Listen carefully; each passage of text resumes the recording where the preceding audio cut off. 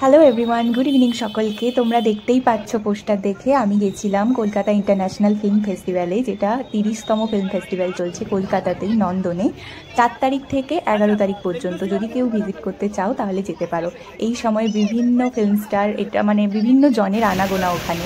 আর এত দারুণ করে নন্দন সাজিয়েছে, না গেলে বিশ্বাসই হবে না। আর আমরা এমন দিন, মানে শনিবার দিন আমরা গেছিলাম, এমন কিছু মানুষকে দেখতে পেয়েছি কাছ থেকে: সৃজিত মুখার্জি, ভরত কল, অঙ্কুশ, সোহম, পাওলি দাম, জুন মালিয়া, কাকে না, মানে প্রত্যেককেই, মানে একটা অদ্ভুত আনন্দের মুহূর্তে আমরা গেছিলাম। আমরা জানতামই না যে ওনারা আসছেন বা কিছু, তো আমরা যখন গিয়ে পৌঁছাই তখন ওনাদেরকে দেখতে পাই। আর যে কোনো জিনিসই যদি হঠাৎ করে হয় ওটা প্রচণ্ড সারপ্রাইজিং হয়, আর প্রচণ্ড মানে মনেও থেকে যায়, বেশ ভালো লাগে, একটা ভালো লাগার মোমেন্ট। তো যাই হোক, সবটাই সকলের সাথে শেয়ার করলাম। আমার এনাদের দেখা পাওয়াটা আমার কাছে বিশাল ব্যাপার, স্পেশালি সৃজিত মুখার্জি। তো যাই হোক, আমার বেশ ভালো লেগেছে। তোমরাও যদি কেউ ভিজিট করতে চাও নন্দনে গিয়ে, কলকাতার নন্দনে ফিল্ম ফেস্টিভ্যাল 4 তারিখ থেকে 11 তারিখ পর্যন্ত চলবে, যেতে পারো, দেখতে পারো। আর আমি চেষ্টা করেছি অনেক কিছুই তোমাদের সকলের সামনে তুলে ধরার, তো তোমরা দেখতে থাকো।